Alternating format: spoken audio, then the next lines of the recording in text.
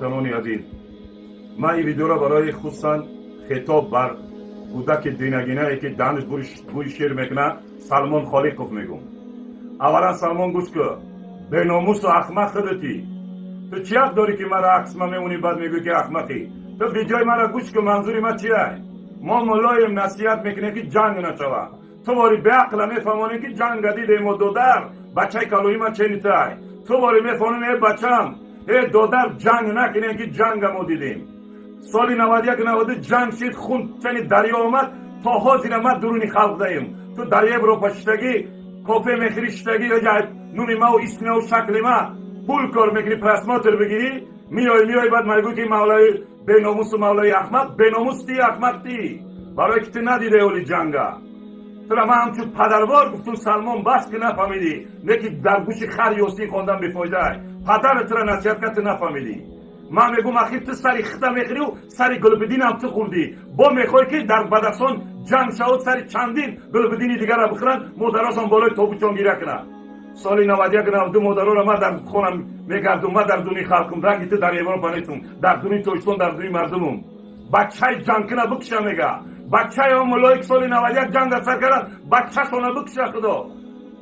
بچه ها مفهومدن ای ماشین فروردن سه چکشتن شون برآمد برای نون رفت تا زیر بر نگشته چندین خانه را تا زیر عشق مادر جاریان.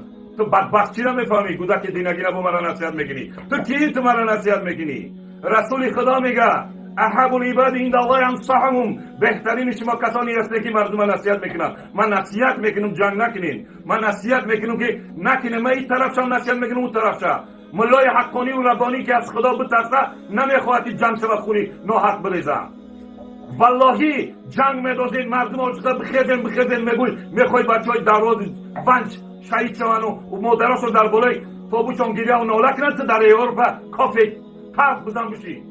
تا اینجا جنگ بدازو با میخوای چندین مادرها بالای سری مثل مادری گلبدین. تو مردی بیا در پیش مردمی بدخشان بیخ برای تسلیه در که مادری گلبدین ده برای یاردمش که بعد بیا کار که بگو که چی با تا حاضر جنایت کنه جواب دادن نشیدن.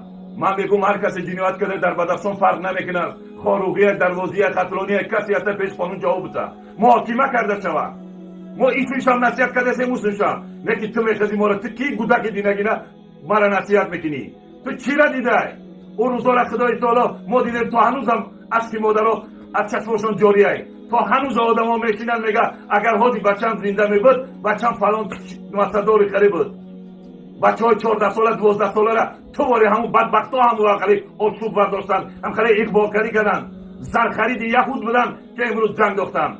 25 سال یهودی در کدام شهری که جنگ شده نمیرسه با 25 سال بعد با فینانسی رو میکنه که تواری نکلی وطن فروشا را که با بیاین جنگ کنه.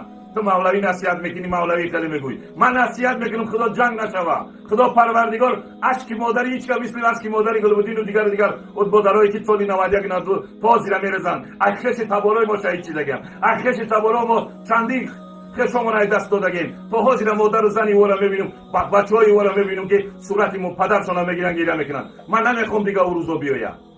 ملایی تری میکنین، ملایی خیلی میگیرین. ما ای تاجیکستانیم، ما مردم تاجیکستان دوست میدارم، ملت ما دوست میدارم، وطن ما دوست میدارم. من نمیخوام که ملت با در شوا و سرگردان شوا و گیریه و ناله شوا. من نمیخوام که دیگه مادرها فیغان کنن و کسری روحی بزنن هر وقتی عکس بچه هاشون ببینن. نکی تای خدا نمیترسه که گرد به لباس گوسفند آمده ای تریبونه مردمش چیکار کرده سی؟ مردم میگوی بخیزیم خجالت بکش شرم که تا اول ناموس داشته باشی بیا خدمت پدر و مادر تا که پدر هر روز گیریه داره پدر ترا نصیحت میکنه نمیفهمی.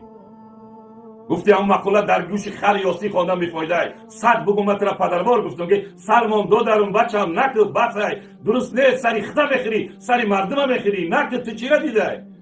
ما یک کلتا پیش کشیدگی میدونیم ملای خلیل ملا نصیحت میکنیم، ملای تر نصیحت میکنیم. اون ملایی که تفریقه بدازه، ملایی که جنگ بدازه اون ملا نیست. و از خدا باید بترسه. 13 سال رسول اکرم صلی الله علیه و سلم فشار آوردن، چه مشکلاتی آوردن. رسول خدا هیچ وقت نگفت که بخدین جنگ کنین بخدین چی کنین. تو دینگینه گوده خسته مرا دین میفهمونی، مرا اسلام میفرمونی. تو بنوم اسلام پول کار کردی، بنوم اسلام تو چی کردی؟ من الحمدلله مردم نصیحت کردم مردم که نکنین این کارا، ظلم نکنین چیزی خدا و رسول گفته همون را اطاعت کنین.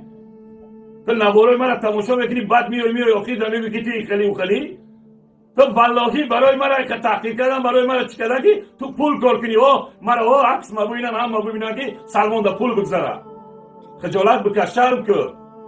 ما چیزی میکنیم نمیکنیم میدونیم، دیده میگیم. خدا پروردگار جنگ نبینم، چیزی ما دیدیم فرزندامو نبینم.